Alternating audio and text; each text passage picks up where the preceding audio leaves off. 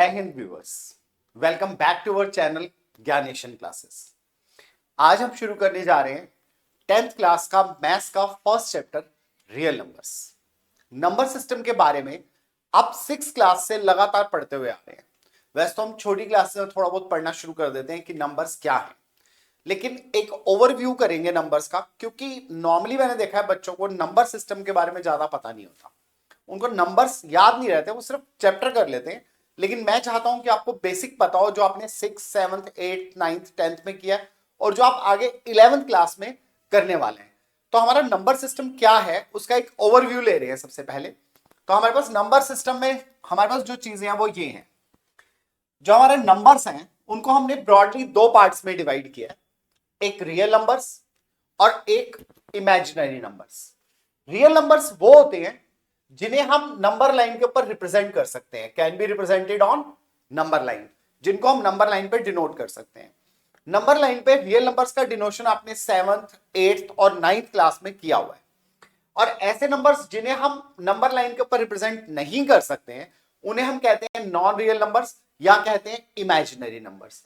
इनके बारे में हम डिटेल 11th क्लास में पढ़ेंगे। इनके बारे में डिटेल हम 11th क्लास में पढ़ेंगे। इनको हम कभी कभी नॉन रियल नंबर्स भी कहते हैं, non real numbers.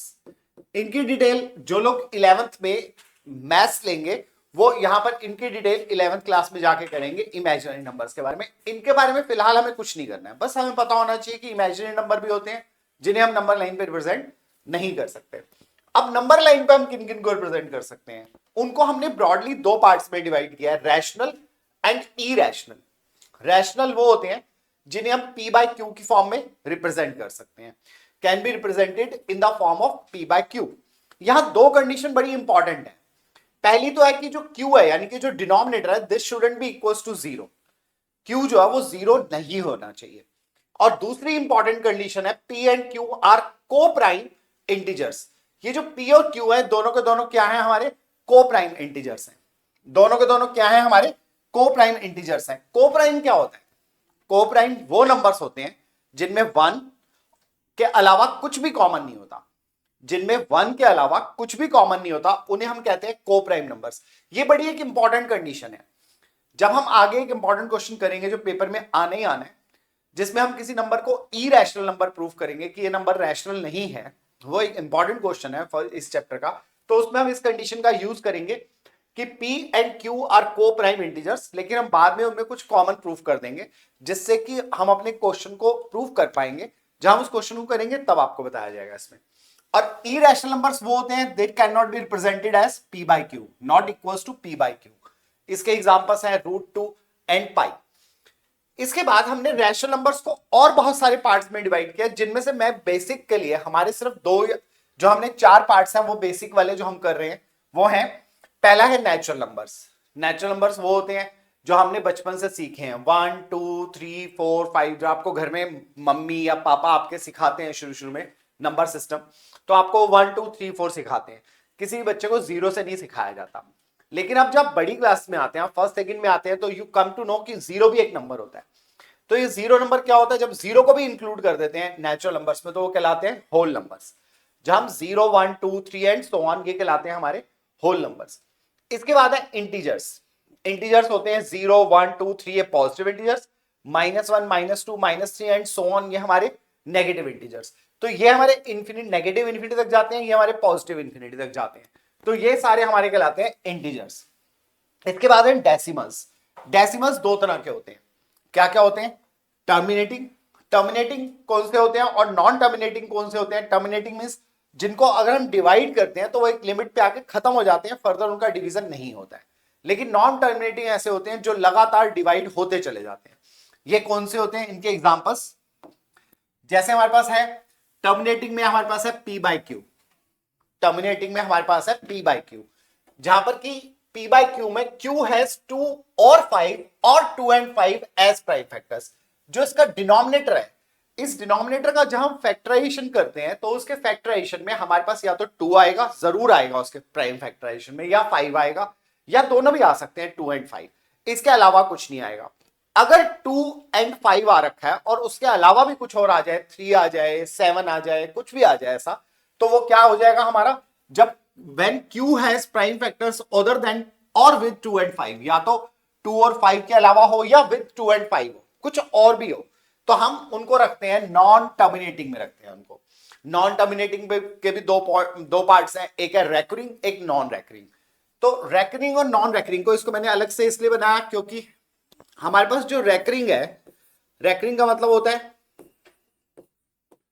Recurring means repeating, recurring means repeating, जो रिपीट करते हैं अपने आप को, रिपीटिंग, ये रिपीटिंग होते हैं हमारे पास। और एक होते हैं नॉन रेकरिंग, जो अपने आप को रिपीट नहीं करते हैं, नॉन रिपीटिंग। एक हमारे पास होते हैं रिपीटिंग और एक होते हैं नॉन रिपीटिंग। जो रेकरिंग या रिपीटिंग है ये तो हमारे रैशनल नंबर ही कहलाते हैं, ये हमारे कहलाते हैं रैशनल नंबर। लेकिन जो नॉन रिपीटिंग होते हैं, रेकरिंग में कौन सा आएगा हमारा, रेकरिंग में हमारा ऐसे आ जाएगा 0.3 बार, 0.25 बार एंड सो ऑन। लेकिन नॉन रिपीटिंग में कौन से आएंगे, 0.12, 112, 1112, 1112 एंड सो ऑन। मींस इसमें हम देख रहे हैं 111 बढ़ता जा रहा है, नॉन रिपीटिंग है। लेकिन अगर वो नॉन रिपीटिंग है तो वो नंबर हमारा रैशनल नंबर नहीं होगा, वो हमारा कहां जाएगा, इरैशनल में जाएगा। इसीलिए इसको मैंने अलग से बनाया क्योंकि ये हमारा इरैशनल नंबर कहलाते हैं। अगर वो रिपीटिंग है, रेकरिंग है, तो वो हमारा टर्मिनेटिंग में, नॉन टर्मिनेटिंग में वो हमारा क्या कहलाएगा, रैशनल नंबर। अगर वो नॉन रिपीटिंग या नॉन रेकरिंग है, मतलब कि वो रिपीट नहीं हो रहा है, कुछ सीक्वेंस बना रहा है या कुछ और है, तो इन दैट केस वो कहलाएगा इरैशनल नंबर। तो ये हमारे पास रैशनल नंबर के बारे में हमें ज्यादा पता होना चाहिए, क्योंकि रैशनल नंबर में हमें रिप्रेजेंट करना होगा कि हमारा √2 रैशनल है या नहीं है, √3 इरैशनल है, √5 इरैशनल है। एक क्वेश्चन ऐसा प्रूविंग आएगा ही आएगा, जिसका कि पहला क्वेश्चन हम करने जा रहे हैं। उससे पहले कुछ एग्जांपल्स हैं हमारे पास। यहाँ पर एक थ्योरम भी है बड़ी इंपॉर्टेंट, ये थ्योरम एनसीईआरटी के अंदर आपको दी हुई है। इस थ्योरम के अंदर दिया हुआ है, if prime number p divides a square, अगर p a स्क्वायर को डिवाइड करता है, अगर p a स्क्वायर को डिवाइड करता है, तो इसका श्योर मीनिंग है कि p divides a also, p a को भी डिवाइड करता होगा। यानी कि अगर एक कोई प्राइम नंबर आपके पास इस तरह से है p, जो कि किसी नंबर के स्क्वायर को डिवाइड कर सकता है, तो वो उस नंबर को भी डिवाइड कर सकता है। तो p divides a square then p divides a also. इसका कन्वर्स भी ट्रू है, अगर p divides a then p divides a square. यहां पर हम दोबारा से, हमारे पास कुछ डेफिनेशंस है। What are real numbers? Real numbers include all the rational and irrational numbers. Examples 3, -7, 0.5, √2, pi, ये सब कैसे हमारे इसके एग्जांपल्स हैं, हम ऑलरेडी कर चुके हैं पीछे चार्ट में। इसके बाद है इरैशनल नंबर्स, ये भी हम कर चुके हैं। Numbers that can not be expressed as p by q, जिनको हम p बाई q की फॉर्म में रिप्रेजेंट नहीं कर सकते, लेकिन इन्हें नंबर लाइन पे रिप्रेजेंट कर सकते हैं। Where p and q are integers, जबकि p और q इंटीजर्स है और q जो है वो नॉट इक्वल टू 0 है। यहाँ पे ये इंटीजर्स कौन से इंटीजर्स है, कोप्राइम इंटीजर्स है, ये हम ऑलरेडी डिस्कस कर चुके हैं। And q not equal to 0। एक और कंडीशन बड़ी इंपॉर्टेंट है कि q 0 नहीं होना चाहिए इसमें। तो हमारे पास ये आ जाएगा। नेक्स्ट चल रहे हैं, इसके बाद वही डेफिनेशंस दोबारा से। रैशनल नंबर्स को हमने दो पार्ट्स में डिवाइड किया, टर्मिनेटिंग एंड रेकरिंग डेसिमल्स, और irrational number non terminating non recurring decimals. और इसके बाद एग्जांपल्स हैं रैशनल नंबर्स के 1.25, 0.333 that means 0.3 bar, irrational numbers 1.41, 421, 3 and so on. कुछ भी ऐसा हो सकता है जो कि सीक्वेंस बन रही है, लेकिन ऐसा कोई नहीं है जिसको हम कोई बता सके कि रैकरिंग हो, रिपीट नहीं कर रहा है अपने आप को, तो वो हमारा इरैशनल नंबर में चला जाएगा। इसके बाद है हमारा सबसे पहला क्वेश्चन। पहला क्वेश्चन ही यही है, बुक में दिया हुआ है √2 को आपने इरैशनल प्रूफ करना है, √5 को इरैशनल प्रूफ करना है, √3 को इरैशनल प्रूफ करना है। हमने एक डिफरेंट एग्जांपल लिया है कि हम √7 को इरैशनल प्रूफ कर रहे हैं। इसे हम जो प्रूफ करते हैं वो हम करते हैं कॉन्ट्राडिक्टरी मेथड से। कॉन्ट्राडिक्टरी मेथड क्या कहता है? कॉन्ट्राडिक्टरी मेथड क्या कहता है कि आप पहले उस नंबर को मान लो कि वो रैशनल है, आप पहले उसे मान लो कि वो रैशनल है, फिर एंड में आप उसको रैशनल की कंडीशन जो उसकी डेफिनेशन है उसमें डाल करके उसे आप प्रूव करने की कोशिश करो, और लास्ट में आ जाएगा कि वो कंडीशंस को फुलफिल नहीं करता है। जब वो कंडीशन को फुलफिल नहीं करता तो जो हमने लेट किया था यानी जो हमने माना था वो गलत है, जो हमारी एजुप्शन है वो रॉन्ग है। तो हम शुरू कहां से करते हैं इसको, हम इस नंबर को शुरू करते हैं लेट, हम इस नंबर को स्टार्ट करते हैं let √7 is a rational number. हम सबसे पहले इसको लेट कर लेते हैं कि एक रैशनल नंबर है। अगर ये रैशनल नंबर है तो अकॉर्डिंग टू डेफिनेशन, हमने जो इसकी रैशनल नंबर की डेफिनेशन की उसमें क्या था, √7 equals to P by Q.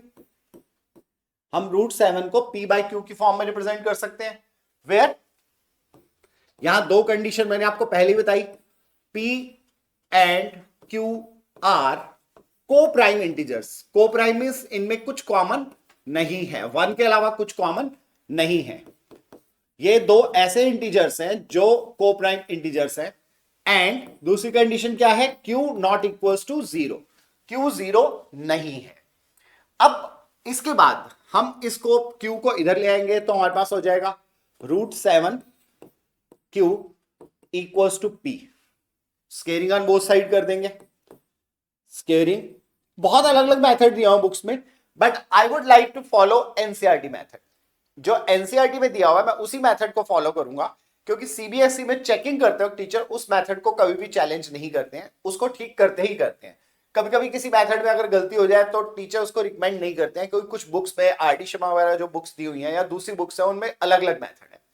लेकिन मैं हमेशा ये कहता हूं कि जब बहुत सारे मेथड हो तो आपको stick to the method given in the NCERT. तो एनसीईआरटी में जो मेथड दिया हम उसी से प्रूव करेंगे। स्केयरिंग ऑन बोथ साइड से हमारे पास आ जाएगा, स्केयरिंग ऑन बोथ साइड्स तो हमारे पास आ जाएगा √7 Q का whole square, √7 Q whole square equals to P square. This will be 7Q square equals to P square.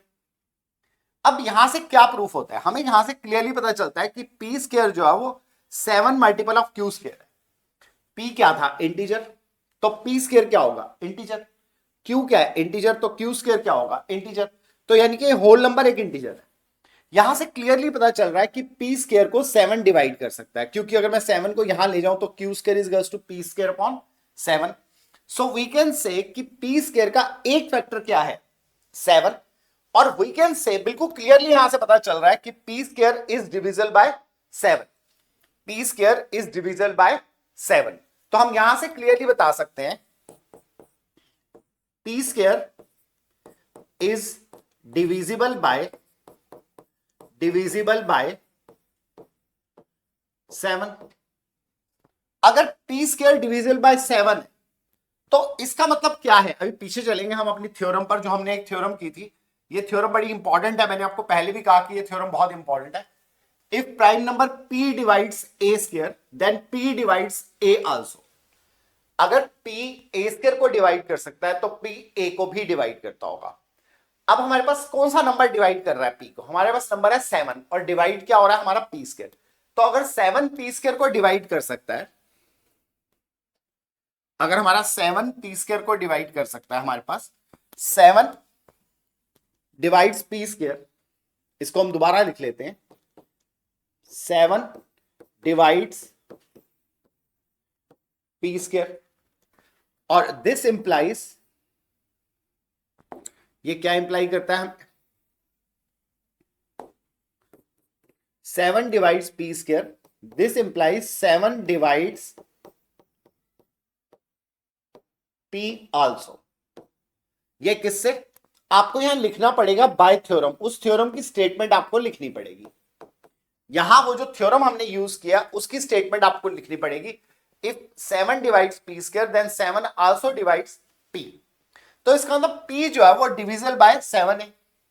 तो हम P को क्या लिख सकते हैं, फर्दर हम P को लिखेंगे। अब हम कह सकते हैं P is divisible by, P is divisible by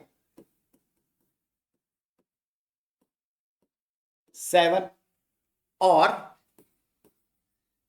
P equals to 7C, P equals to 7C।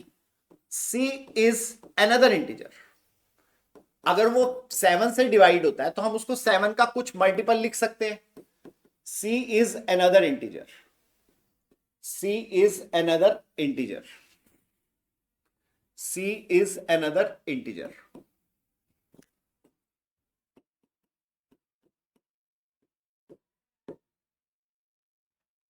हमारा अगर P डिविजिबल बाय 7 है तो P इक्वल्स टू 7C ले सकते हैं, और we can say P square equals to 49C square, और we can say P square equals to 49C square. हम वापस जाएंगे, हमारे पास ऑलरेडी P स्क्वायर क्या था, 7Q स्क्वायर के भी इक्वल है. यहां पर हमारा P square equals to 7Q square है, इसको मैं इक्वेशन 1 ले लेता हूं.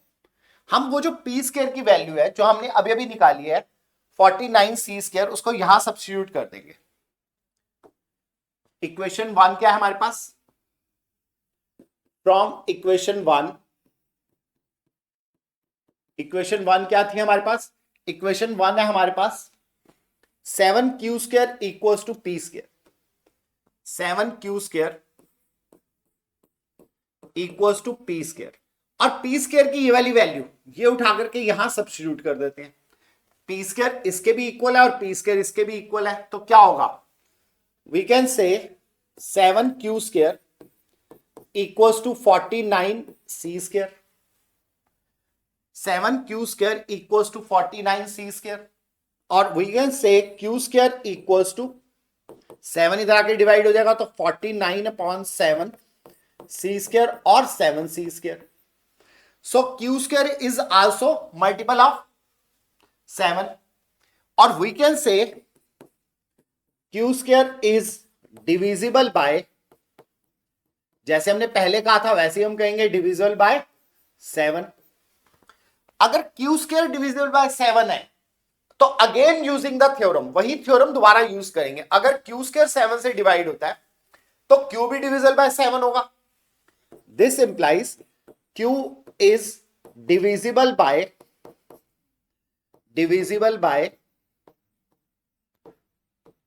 7 also by theorem.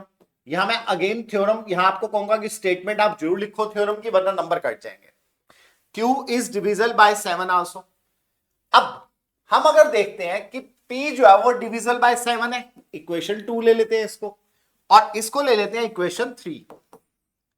अब फ्रॉम 2 एंड 3 हम दोनों इक्वेशन से अगर देखें तो P is divisible by 7, Q is divisible by 7. दोनों ही, P भी 7 से डिविजिबल है, Q भी 7 से डिविजिबल है. तो from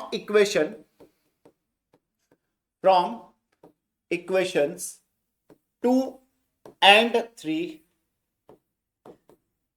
from equation 2 and equation 3 we get P and Q are both divisible by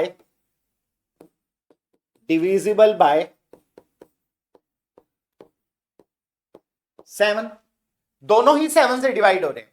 अगर दोनों ही 7 से डिवाइड हो रहे हैं तो P and Q are, this implies P and Q are not co-prime. P and Q are not co-prime. इसका मतलब P और Q co-prime नहीं है. अगर ये दोनों co-prime नहीं है तो इसका मतलब क्या है, This implies अगर P and Q are not co-prime, अगर ये co-prime नहीं है, और हमने लेट क्या किया था, हमने लेट किया था where P and Q are co-prime, तो इसका मतलब हमारी assumption wrong है, over assumption या supposition is wrong. हमारी assumption wrong है. अगर हमारी assumption wrong है, assumption थी क्या, assumption थी कि √7 P by Q है, रैशनल नंबर है, तो इसका मतलब √7 क्या है, रैशनल नंबर नहीं है. सो √7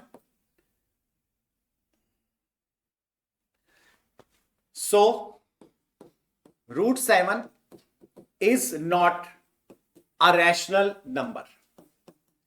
Is not a rational number. अगर रैशनल नहीं है तो क्या होगा, अंडरस्टूड है. This implies √7 is an irrational number.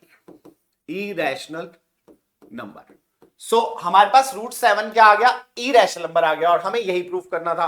Last में नीचे लिख देते हैं कई बार बच्चे हेंस प्रूव्ड, और हमने इस तरह से प्रूव कर दिया, हेंस प्रूव्ड। नॉर्मली ये क्वेश्चन अगर आता है पूरा प्रूफ करने के लिए आता है, क्योंकि इसमें स्टेप्स ज्यादा है तो 3 मार्कर आता है। इसी का एक और क्वेश्चन आता है जिसमें कि हमें एक थोड़ा सा कॉम्प्लेक्स सा नंबर दिया होता है। वो कॉम्प्लेक्स से नंबर में ऑलरेडी जो नंबर गिवन है √2 या √3 या √7, हम उसको सपोज करके चलते हैं कि वो इरेशनल है, वो उसको वहां यूज करते हैं। तो उसको कैसे करते हैं, उसको करने का तरीका अलग है। तो या तो ये क्वेश्चन आएगा जिसमें सिंगल एक ही नंबर √2 √3 √5 √7 √11 √13 कुछ भी दे सकता है, उसको आपने इरेशनल प्रूफ करना है। तो आप स्टेप यही करोगे, पहले रैशनल मानोगे, p/q लोगे, कोप्राइम करोगे, स्केलिंग और बोथ साइड करोगे, फिर आप प्रूफ करोगे कि वो नंबर उसका डिविजिबल है। Again the steps are same, वो सब सेम रहेंगे स्टेप्स, और एंड में उनमें कुछ कॉमन प्रूफ हो जाएगा। नेक्स्ट क्वेश्चन पे चल रहे हैं जहां पर कि हम ये वाले सारे स्टेप नहीं करेंगे, डिफरेंट हमारे पास क्वेश्चन होगा, और वो क्वेश्चन सेकंड टाइप के क्वेश्चन में हमें ऑलरेडी एक कॉम्प्लिकेटेड सा नंबर दिया हो। यहां पर हमें √3 √2 √7 √11 √13 नहीं दिया हुआ, एक पूरा नंबर दिया हुआ है जिसमें कुछ पार्ट जो है इंटीजर है, कुछ पार्ट जो है हमारा रूट में है। तो इसमें ऑलरेडी अंडरस्टूड होगा जो रूट वाला पार्ट है वो इरेशनल है, या तो गिवन होगा या आप खुद ही मान लेंगे उसको, √3 इज एन इरेशनल नंबर। यहां पे हमारे पास √3 जो है वो इरेशनल नंबर है। तो हम यहां से इसको स्टार्ट करेंगे, वहीं से एजुम्पशन करेंगे कि ये रैशनल नंबर है, फिर वहां से स्टार्ट करेंगे इसको। Let 5 - 2 √3 is a rational number. अगर ये रैशनल नंबर है तो हम इसको क्या लिख सकते हैं, this implies 5 - 2 √3 equals to p/q, और a/b कुछ भी ले सकते हो आप। फिर इसमें वो कंडीशन आप लिखोगे, वेयर कंडीशन लिखनी बहुत जरूरी है वरना आपके नंबर कट जाएंगे। p and q are coprime integers, coprime integers and q not equals to 0। ये दो कंडीशन लिखनी जरूरी है। अब हम इसके बाद करेंगे p/q को इधर ले आएंगे, 2 √3 को उधर ले जाएंगे, 5 - p/q इक्वल्स टू 2 √3। अब हम एलसीएम ले लेंगे इसका, q 5q - p equals to √3। 2 को भी इधर ले आएंगे, 2q आ जाएगा यहां पर। अब ये नंबर जो है हमारा क्या बना है, इंटीजर इंटीजर मल्टीप्लाई हुए, इंटीजर माइनस हुए हैं, इंटीजर से ही डिवाइड हुआ है, तो ये क्या नंबर होना चाहिए लेफ्ट हैंड साइड, ये हमारा क्या होना चाहिए, रैशनल नंबर होना चाहिए। सो वी कैन से कि जहां हमारी लेफ्ट हैंड साइड है, left hand side is a rational number,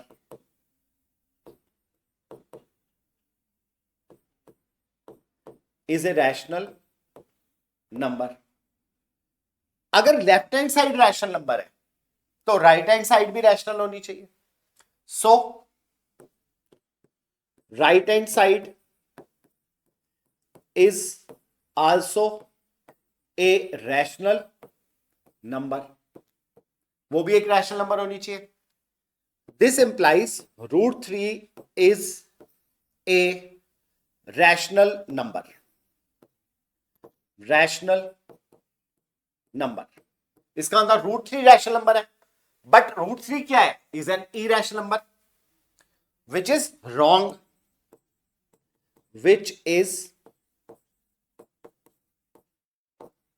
which is wrong। so again आप वही स्टेप्स लिखेंगे। so our assumption is wrong, हमारी assumption wrong है। हमारी assumption क्या थी कि 5 - √3 2 √3 is a rational number, this implies 5 - 2 √3 is not a rational number। ये इसका मतलब रैशनल नंबर नहीं है। रैशनल नंबर नहीं है तो क्या होगा? This implies 5 minus 2√3 is an irrational number. Irrational number, ये हमारे पास क्या है? Irrational number, hence proved. ये वाला क्वेश्चन छोटा आता है थोड़ा, क्योंकि इसमें ऑलरेडी आपको एक पार्ट प्रूव्ड है, तो आपको उसकी प्रूविंग नहीं करनी पड़ती है। तो इसमें सिर्फ √3 आपको इरैशनल लेट करके, शुरू से आपको मालूम है कि इरैशनल है, तो आप जब इसको लेट करके करते हैं तो इसमें स्केलिंग वगैरह का पंगा नहीं रहता। पहले वाले क्वेश्चन में आपको स्केलिंग ऑन बोथ साइड करना था और डिविजल बाय नंबर प्रूफ करना था। तो सिंगल वाला, जहां सिंगल दिख रहा है वो क्वेश्चन ज्यादा कॉम्प्लिकेटेड है, और जहां ज्यादा कॉम्प्लेक्स दिख रहा है वहां पर वो कॉम्प्लिकेटेड नहीं है क्वेश्चन, बल्कि वो इजी है, उसको करना ज्यादा आसान है। इन दोनों में से एक क्वेश्चन 101% बोर्ड के पेपर में आएगा ही आएगा। Going towards the next question, हमारा नेक्स्ट क्वेश्चन जो है वो है show that 7 raised to power n cannot end with 0 for any natural number n। हमें प्रूफ करना है कि 7 की पावर n जो है उसमें कभी भी 0 नहीं आ सकता है। आपको मालूम है 0 कब आएगा, किसी भी चीज का 0 कब आएगा? 0 मींस एंड 0, एंड डिजिट 0 का मतलब क्या है? एंड डिजिट 0 के लिए आपको चाहिए एंड डिजिट 0। किसी की एंड डिजिट अगर 0 होगी तो उसके लिए आपको क्या होना चाहिए?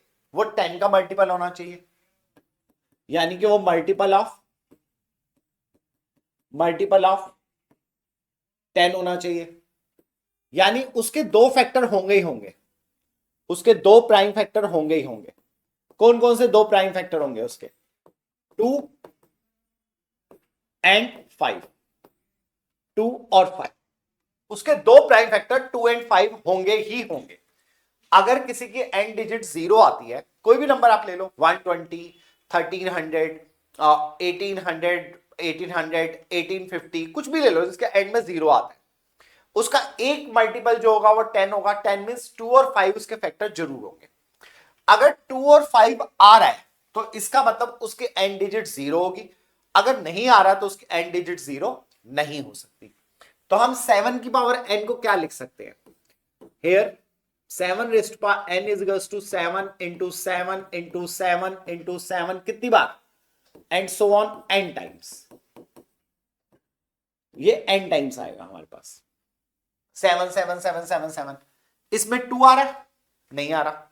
5 आ रहा है? नहीं आ रहा, क्योंकि 2 और 5 आ ही नहीं रहे, तो इसका मतलब इसकी एंड डिजिट 0 नहीं हो सकती। आपको थ्योरेटिकल लिखना पड़ेगा, because there is no 2 or 5 as prime factor of 7 raised to the power n। सो क्योंकि उसका कोई प्राइम फैक्टर में 2 और 5 आ ही नहीं रहा, अगर एक भी 2 5 आ जाता तो 10 बन जाता, तो 0 आ जाता एंड में, अब तो आ ही नहीं रहा, तो इसका मतलब 7 raised to power n can never end with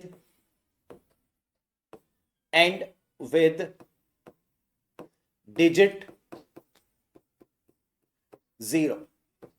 इसमें कभी भी एंड डिजिट 0 नहीं आ सकती। आपको इसको अच्छी तरह समझना है और वो यहां पर अप्लाई करना है। ऐसा क्वेश्चन भी आपका 2 मार्क्स में आ जाता है। नेक्स्ट क्वेश्चन, ज्यादातर इस चैप्टर का क्वेश्चन आउट ऑफ एनसीईआरटी नहीं आता, एनसीईआरटी जैसा ही क्वेश्चन आता है, बस थोड़ा सा फेरबदल हो जाता है क्वेश्चन में। इसके बाद हमारा जो क्वेश्चन है ये हमारा एचसीएफ और एलसीएम को बेस्ड है, और एचसीएफ एंड एलसीएम के फॉर्मूलाज जो है वो हमारे पास, पीछे हमने फॉर्मूलाज का एचसीएफ का नहीं किया था, यहां पर एचसीएफ का आपको फॉर्मूला दिया हुआ है। ये हमारे पास एचसीएफ का फॉर्मूला है। एचसीएफ आपको मालूम है कैसे निकालते हैं? जो दो नंबर्स का कॉमन रहता है। ये क्वेश्चन मैंने जानबूझ करके यहां पर छोड़ा था, अब आगे कर रहे हैं इस क्वेश्चन को। पहले अगर हमारे पास दो नंबर्स का एचसीएफ और एलसीएम ये आपको निकालने आते हैं, पहले आप प्राइम फैक्टर करते हैं, जो कॉमन प्राइम फैक्टर होते हैं वो उनका एचसीएफ होते हैं, और एचसीएफ और एलसीएम का प्रोडक्ट ऑफ टू नंबर्स होता है। तो इसको हम ज्यादा उससे लिखना चाहें तो लिख सकते हैं LCM into HCF equals to first number into second number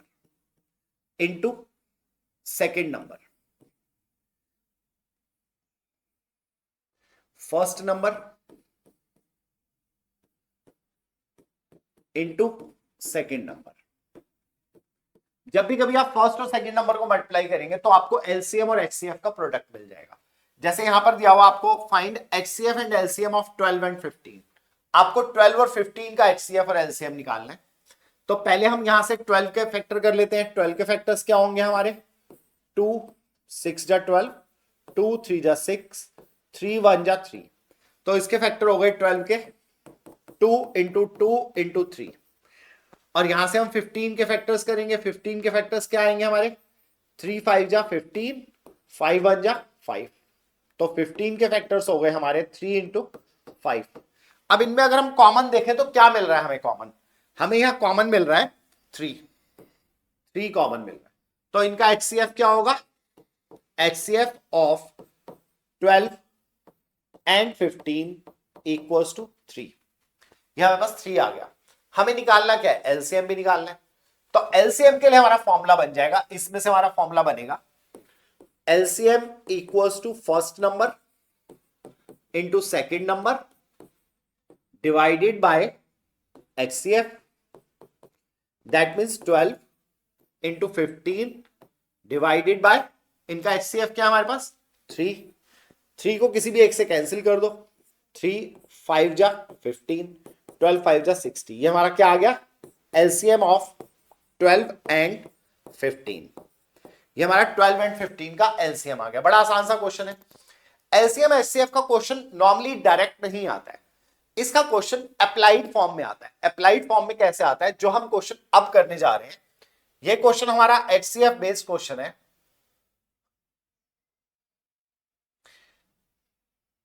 HCF LCM based question है ये हमारा। ये क्वेश्चन हमारे पास है 144 cartons of Coke cans and 90 cartons of Pepsi. 144 हमारे पास कार्टून्स है कोक के, 90 कार्टून्स है हमारे पास पेप्सी के। Cans are stocked in a canteen. एक के ऊपर एक रखना है। आपने देखा होगा कभी भी किसी भी स्टोर में गए होगे आप, या किसी दुकान पे गए होगे किराने की किसी भी कन्फेक्शनरी शॉप पे, तो आप पीछे देखोगे उनके पास जो है उनके कार्टून्स जो है, डब्बे जो है एक के ऊपर एक रखे जाते हैं। और वो इस तरह से रखते हैं कि सब डब्बे एक के ऊपर एक आ जाए और पूरी लाइन वाइज आ जाए। तो उनको एक ही जैसे कार्टून्स है, उनका साइज वगैरह सब सेम है। एक है 144 कोक के और 90 कार्टून्स है पेप्सी के। नॉर्मली ये सब एक ही तरह के होते हैं और उनको एक कैंटीन में हमें रखना है। If each stock is the same height, सबकी हाइट सेम है। मैंने कहा ना वो डब्बे एक ही जैसे होंगे, बस उनके बाहर उनका नेम अलग अलग होगा। Is to contain cartons of the same drink, what would be the greatest number of carton each stock would have. उनमें ज्यादा से ज्यादा एक स्टॉक में कितने आ सकते हैं। अब कई बार बच्चे कंफ्यूज हो जाते हैं। बच्चे कहते हैं सर इसमें एचसीएफ लगेगा कि एलसीएम लगेगा? देखो, अगर हमें ज्यादा कार्टून्स को स्टॉक करना है तो क्या करना पड़ेगा? हमें उनके कॉलम्स बनाने पड़ेंगे, एक के ऊपर एक के ऊपर एक के ऊपर एक के ऊपर एक रखने होंगे। तो हमारे जो नंबर ऑफ स्टॉक्स बनेंगे वो क्या होंगे? इन दोनों से कम होंगे या ज्यादा होंगे? अंडरस्टूड है? इन दोनों से कम होंगे। कम होगा तो क्या होगा? एचसीएफ होगा। तो हमें इन दोनों का एचसीएफ निकालना है। तो हम 144 और 90 का एचसीएफ निकालेंगे। तो हम पहले कैसे करेंगे? 144 के हम प्राइम फैक्टराइजेशन कर देंगे। 2 7 जा 2 2 जा 2 36, 2 18, 2 9, 3 जा एंड 3 1 जा। तो 144 के फैक्टर से आ जाएंगे। ऐसे ही 90 के हमारे पास बनेंगे। 90 के करेंगे हम 245, 2 3 से करेंगे 315, 3 से करेंगे 5, फिर 5 से करेंगे 5 1 जा। प्राइम फैक्टराइजेशन आपको आता है। 144 के फैक्टर्स हमारे पास आ गए 2 1 2 3 4। 4 टाइम्स तो 2 है और 2 टाइम्स 3 है। 2 2 जा 4, 2 जा 8, 2 जा 16, 3 जा 48, 3 जा 144। और 90 के हमारे पास है 3 2 3 3 5, 2 इंटू 3 इंटू 3 इंटू 5। तो हमारे पास यहां पर ध्यान से देखें तो कॉमन जो होगा वो एचसीएफ हो जाएगा। इनमें कॉमन क्या है? हमें कॉमन जो है वो क्लियरली दिखाई दे रहा है। कॉमन क्या दिखाई दे रहा है इसमें? एक बार तो हमें 2 कॉमन दिखाई दे रहा है दोनों का, और 2 बार इनका 3 कॉमन दिखाई दे रहा है। तो इनका कॉमन देखो, 2 एक ही बार कॉमन है, यहां 4 बार है लेकिन यहां 1 बार है, तो कॉमन 1 बार है। और 3 जो है वो यहां 2 बार है, यहां 2 बार है, तो 2 बार कॉमन हो गया। तो हमारे पास HCF आ गया 3 3 जा 9 2 जा 18, ये HCF आ गया हमारे पास। यानी हम 18 के कार्टून्स लगाएंगे, 18 का एक गट्ठर लगाएंगे, 18 का एक लगाएंगे, 18 का एक लगाएंगे, तो वो सब एक ही हाइट पर आ जाएंगे, सब बराबर बराबर आ जाएंगे। तो हम HCF 18, इसका आंसर होगा what would be the greatest number of cartons each stock would have. तो यहां से आंसर लिखेंगे इसका, the greatest number of cartons each stock would have equals to 18। ये हमारा फाइनल आंसर हो जाएगा, the greatest number of cartons each stock would have equals to 18। तो ये हमारे पास 18 आ जाएगा, बस हमें इन दोनों का HCF निकालना है and we will get the answer. Next question, next question, LCM of x and 18 is 36 and HCF of x and 18 is 2, find x। बहुत आसान क्वेश्चन है, अभी अभी हमने सेम अभी इसका फॉर्मूला किया ही है हमने। फॉर्मूला क्या था, HCF into LCM equals to first number into second number, product of 2 numbers. हमने किया ही था ये। इसमें हमें HCF कितना गिवन है, HCF गिवन है हमें, HCF गिवन है 2। LCM कितना गिवन है हमें, LCM गिवन है हमें 36, LCM गिवन है 36। दोनों नंबर भी गिवन है, नंबर क्या है, x एंड 18, x इंटू 18। बहुत ही आसान क्वेश्चन। फर्स्ट नंबर की जगह हमने पुट किया x, सेकंड नंबर की जगह पुट किया 18, LCM की जगह पुट किया 36, HCF की जगह पुट किया 2। इसको अब सॉल्व कर देंगे, 2 into 36 upon 18 equals to x and this gives us 18 2 जा 36, 2 2 जा 4, so x equals to 4 is our answer. ये हमारा आंसर आ गया, बस ये तो आसान सा क्वेश्चन था। एंड नाउ ये क्वेश्चन जो अब हम लास्ट क्वेश्चन करने जा रहे हैं इस क्लास का, वो क्वेश्चन मोस्ट इंपॉर्टेंट क्वेश्चन है, एनसीईआरटी से थोड़ा बाहर है, लेकिन ऐसा क्वेश्चन बहुत बार सीबीएसई में पूछा गया है। तो last question of the class is, if HCF of 144 and 180 is expressed in the form of 13m minus 16। हमारे पास यहां पर HCF of 144 and 180 is expressed in the form of 13m minus 16 given है। Find the value of m। बच्चे घबरा जाते हैं, बड़ा अजीब सा क्वेश्चन हो गया, ऐसा क्वेश्चन तो किया ही नहीं है। अरे जो कहा है उतना तो करो, जो आता है वहां तक तो पहुंचो। उसने कहा है HCF आपको निकालना है 144 और 180 का, तो पहले 144 और 180 का HCF निकालो। HCF भी नहीं निकल रहा तो कम से कम प्राइम फैक्टर तो कर दो। तो 144 के प्राइम फैक्टर जो हम पहले भी कर चुके हैं, हम 144 के प्राइम फैक्टर्स कर रहे हैं। 144 के प्राइम फैक्टर्स हो जाएंगे हमारे पास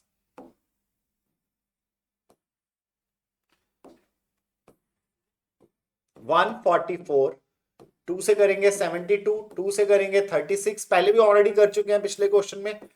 18, 2,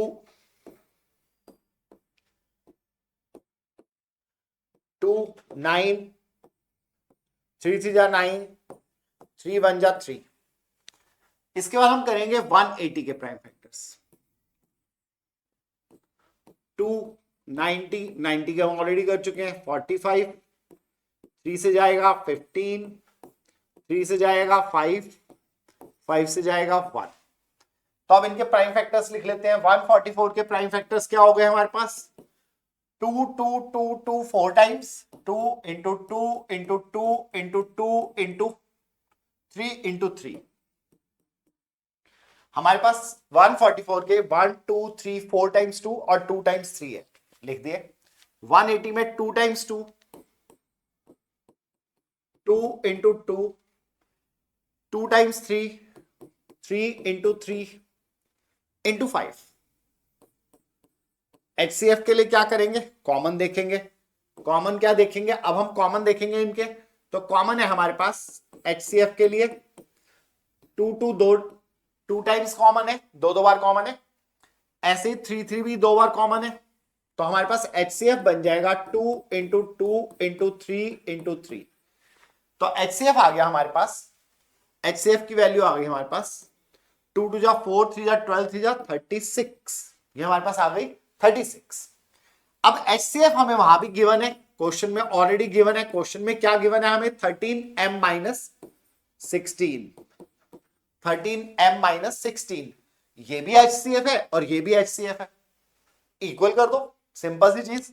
तो हम इन दोनों को इक्वेट कर देते हैं, 13m-16 इक्वल्स टू 36। बहुत सिंपल, बस अब सॉल्व करना है और m की वैल्यू आ जाएगी। 13m equals to 36 plus 16, this implies 13m equals to 52, so m equals to 52 upon 13, this is 4। So हमारा आंसर आ गया m equals to 4, this is our answer. मैं अगेन एक बार फिर से इंसिस्ट करूंगा कि हमारी टीम बहुत मेहनत के साथ वो क्वेश्चंस निकाल रही है जो क्वेश्चंस प्रीवियस ईयर्स में आए हुए हैं और जिनके आने के मैक्सिमम चांसेस हैं।